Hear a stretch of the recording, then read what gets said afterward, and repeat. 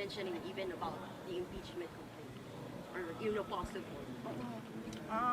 Iniisip ko lang na kapartihan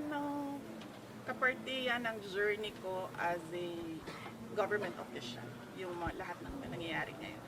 Ma'am, sa tingin niyo po may hand si PBBM sa nangyayari ngayon dito sa Congress? Actions against you and the Duterte family. Sa tingin niyo may hand si Pangulo? Ma'am, hindi ko sagutin yan kasi sarcastic yung sagot ko dyan. Next.